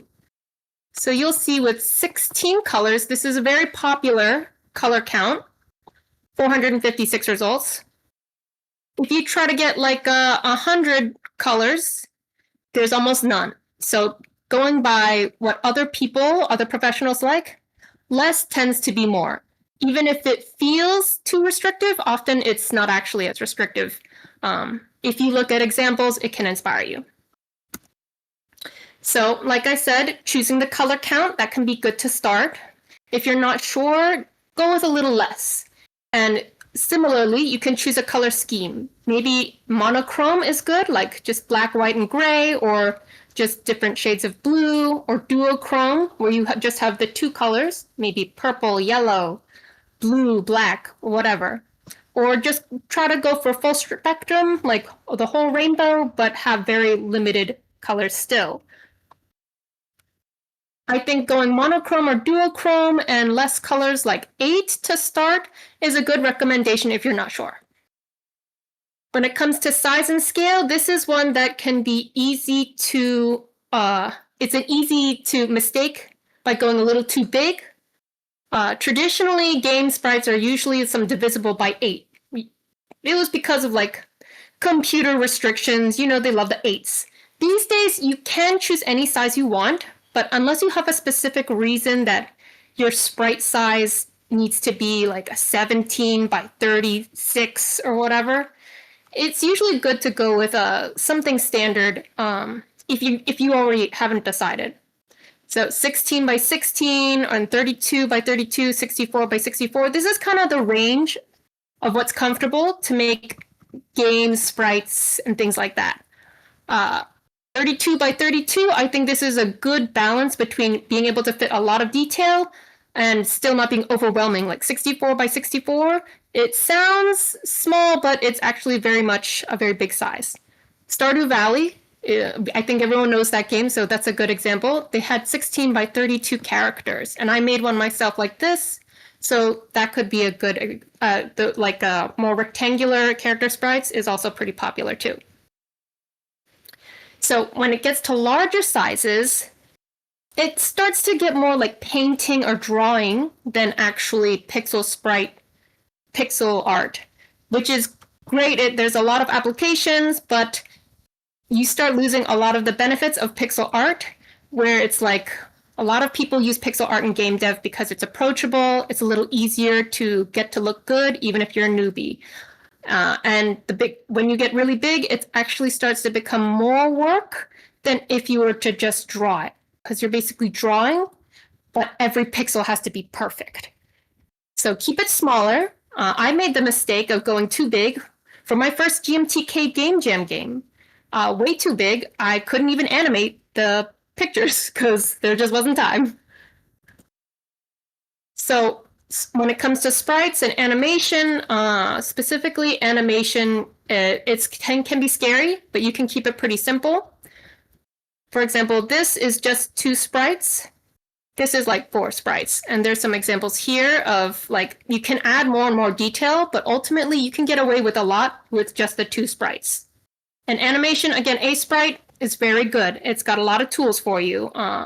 Onion skins, a preview panel to see what your animation looks like while you're working on it, all sorts of stuff. Tile sets is a completely different skill set as well, with a lot of unique tools. So if you're trying to make tile sets, definitely research into what tools are available, because you can make your life very difficult if you stumble around doing everything manually like a caveman when there's so many tools available to you. Asprite has a tile mode to make these seamless tiles. Unity has rule tiles. I'm sure Godot has something similar, so you can just paint your tiles and it'll just by magic make everything, all the edges perfect. So look into those if you need to. Don't like manually paint every edge. Isometric pixel art is its own beast as well. It tends to be more strict. I think if you go that route, you kind of have to learn the exact rules for how to make it work. And I think Pedro Medeiros, who made the Celeste pixel art, he has a nice little tutorial that's right here. If you really wanted to look into it, it's a great starter to kind of learn the basic rules of how to make something into pixel art from like a flat plane image. And then lastly, if you're just getting started, I think doing practice ideas can be fun. It's really fun and easy to do really small projects. Pixel Daily is just a daily theme group. They're on Blue Sky. They have a Twitter. It's always nice to see what other people make. I like Pedro Medeiros' work. You can see he has tons and tons and tons of these visual animated tutorials for every subject under the sun, from ice to gems to walking to attacking. They're kind of more on the advanced side, but you can just focus on specific topics. And to review, you pick the tool, you pick what type of image you want, because each one has different needs. Then you pick a color palette, your size scale, the subject. Figure out all the restrictions first for yourself, and then again, give yourself a time limit if you're prone to fussing, because pixel art is very fussy. And then kind of get started on it. I think that can help a lot, rather than just starting with a blank canvas and not knowing what to do. Last, these are a few links for you. If you're interested, these are some of the people I learned from. Most of them are stuff I already showed, but a couple of the YouTubers, I really enjoy their work. All right, that's my time. I don't know if you have time for questions. That guy, would it be the Celeste guy, Pedro Medeiros?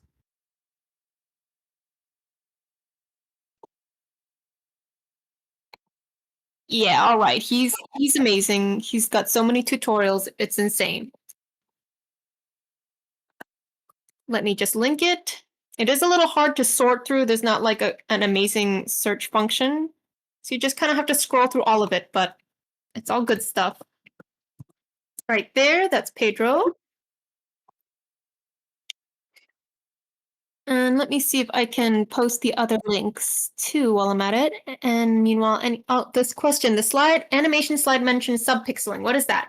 That is also a more advanced technique. It's one of those specifically pixel art techniques. You know, it's not in any other art form.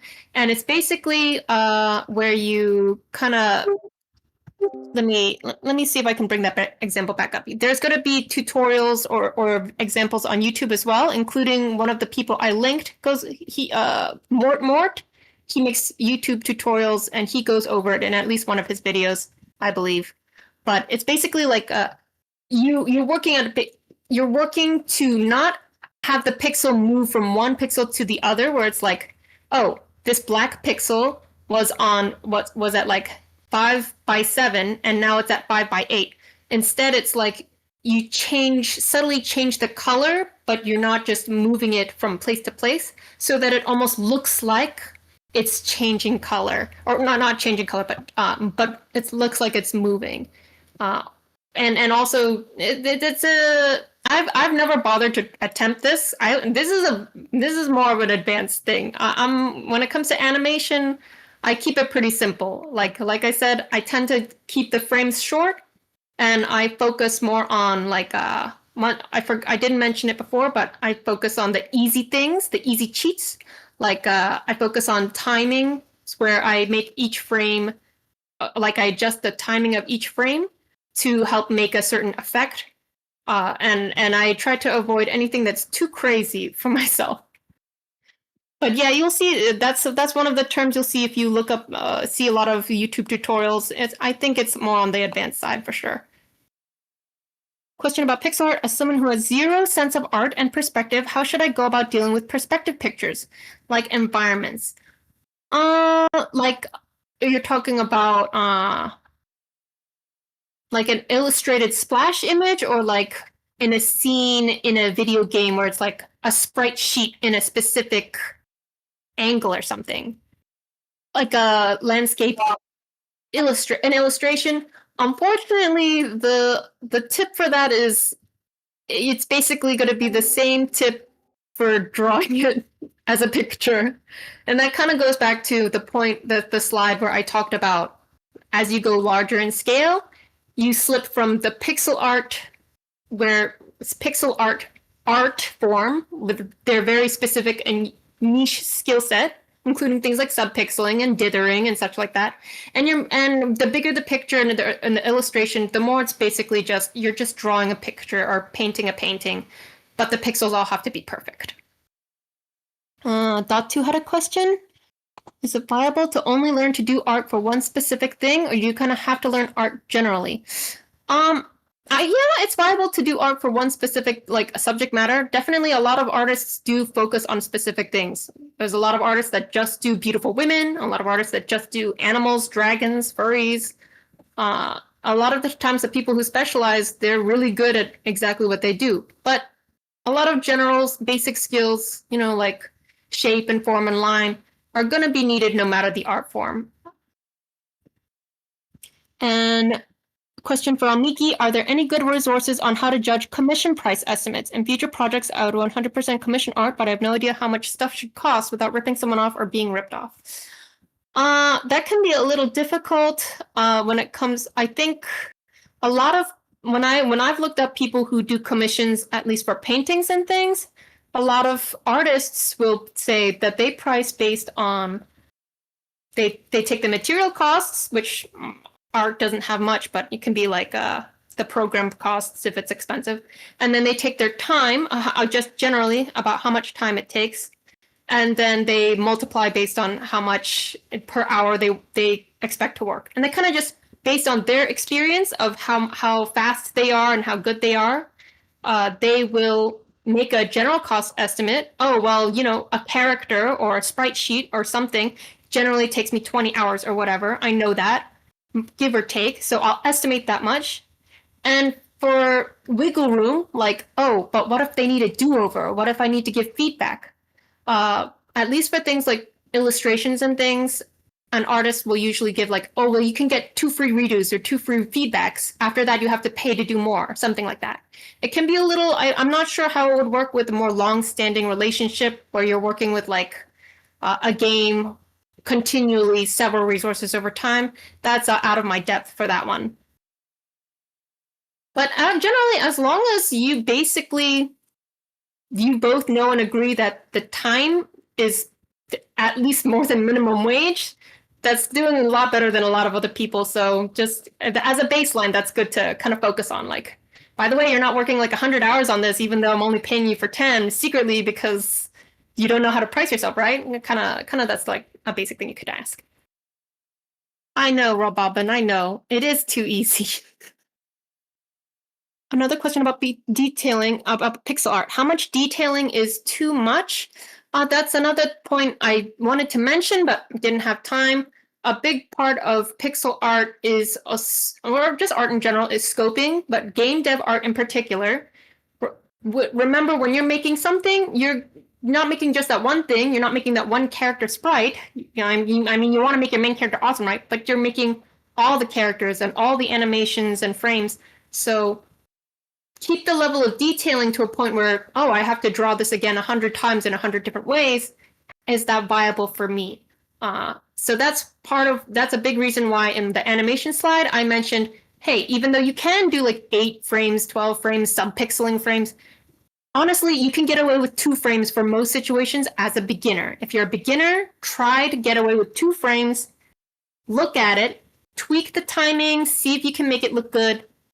And then if it still feels like it's missing something, go ahead and add a tween frame in between. And the same with the detail, like keep it less, and then you can add more later if you've like, oh wow, that was way too fast. I'm doing great, but I've never heard that before. One way to simplify detailing is ask yourself, how many shades of layers of shading do I add? Is it just like the highlight and the main color, which is like kind of almost there could be like one color, which is the simplest, or it could be like the highlight and main color, just 2 colors, which my little character avatar, you can see there, she has like 3 colors, the highlight, which is white, the main color, which is pink in the hair or whichever, and then like a shadow color. 3 colors, highlight, shadow, base color, that's a good restriction. If you have 4 colors, like 2 lights and 2 darks or more, that's a lot of detail. I say keep it 3 or less. That's one easy way to restrict the colors you use and to restrict the amount of detail. All right, last talk. Everyone is sleepy. G'day and hello from Brisbane, Australia. It's 4:30 in the morning. I'm very tired. I hope you at least laugh at me a bit, and that'll keep you entertained. So my talk's on similarities between doing a PhD and making a game. Disclaimer, I've only really made a game in the Game Jam this year, so a lot of my inspiration for what the game dev process is like comes from watching Mark's developing series. But I noticed as I watched through that, there was a lot I could relate to. So this is about the solo dev journey of trying to make a little indie game, not the you're one of 100 people in a big corporation. I have no idea what that experience would be like.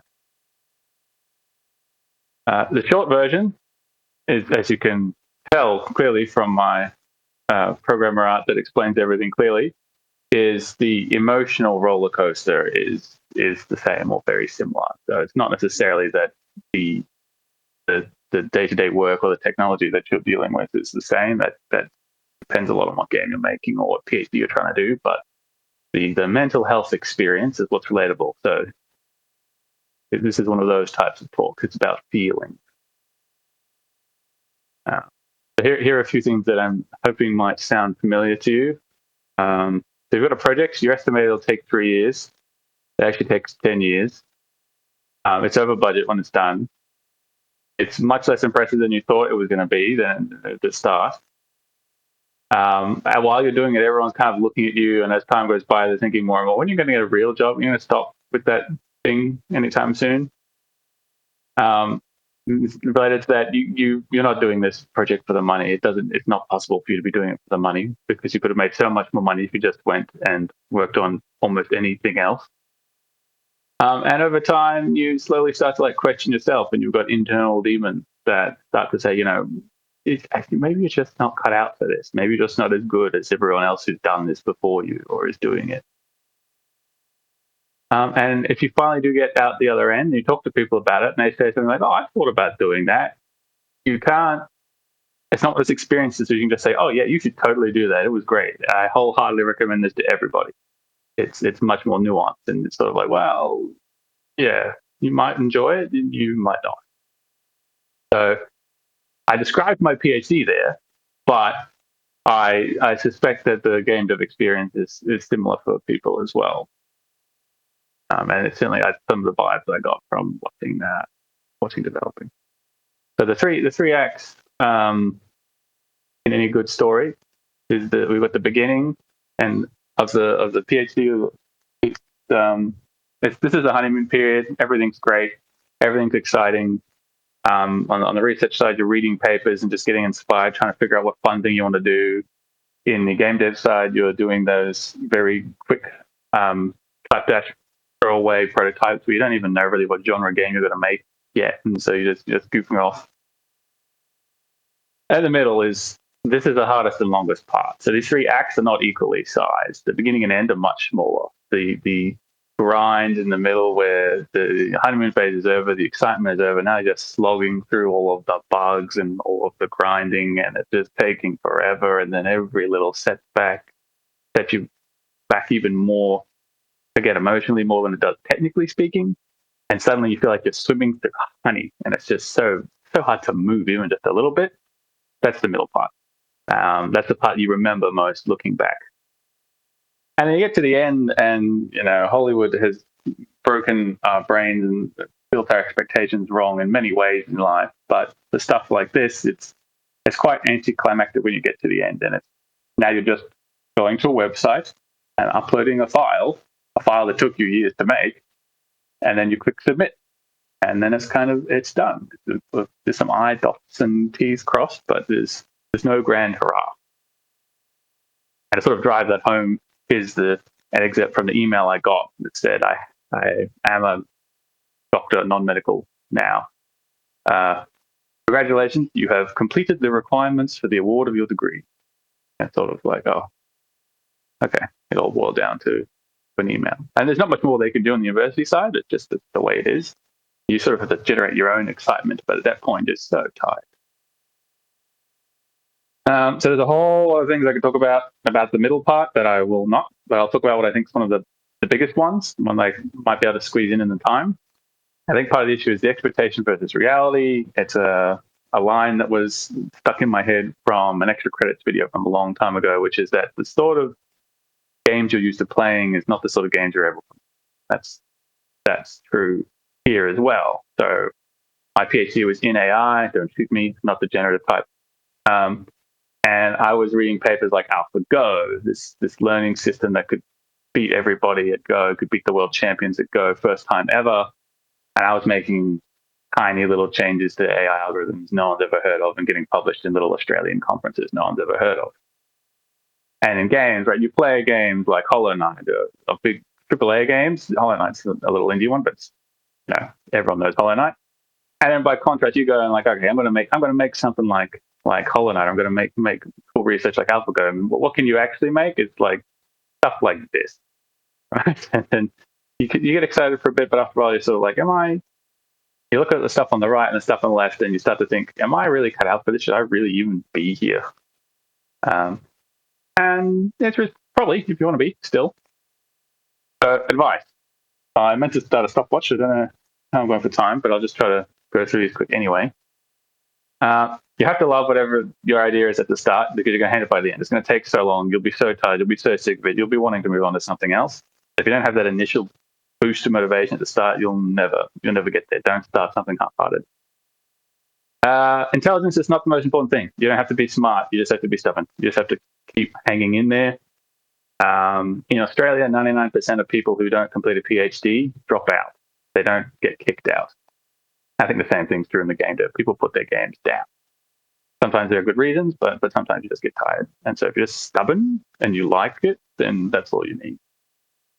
Not all you need, most important. Second most important is that you need to love to learn new things, because in both of these processes, you're going to start out not fully equipped to make the thing you want to make. You're going to have to pick up stuff along the way. A little effort every day is more valuable than big crunches. Switching from normal university assignments to PhD was a pain because the university assignments are small scope, small time, and there's the hard deadline you have to meet. When you've got this big marathon that's years, it's up to you to manage your own time, and that's really hard. So it's easy to just do a little bit every day. It's dangerous to go alone. I do not mean that you cannot solo dev. PhDs are strictly solo dev. They're not a team project. What I mean is you need a community to talk to. Even just one or two other people who know what you're going through and can relate and can say, oh, yeah, I've felt that feeling before, or I've had that problem before, is incredibly important. I was a lone wolf in my ivory tower for many years in a PhD, and that was brutal. There was no sanity checking of my demons inside of my head. As I started talking to just 2 or 3 other people on a regular basis who were also doing PhDs, my mental health got a lot better, and I felt a lot more positive about the project. And bonus tip, exercise. Physical and mental health are connected. The brain that you think of as you as being separate from your body is sitting in a chemical soup that is pumped into it by your body. So make sure that the chemicals have the happy one. And that's the talk. How'd I go for time? Actual questions. What's the game dev equivalent of your advisor arguing with you about the colors in your charts? People can argue with you about the colors in your UI, right?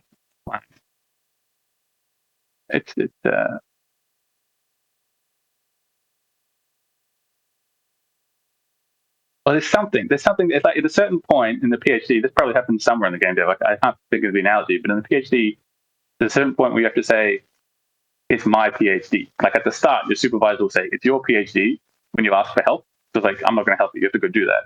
And then toward the end, when you have disagreements, that's when you need to start playing that card back to them. It's like, it's not your PhD, it's mine, and I want to do it this way.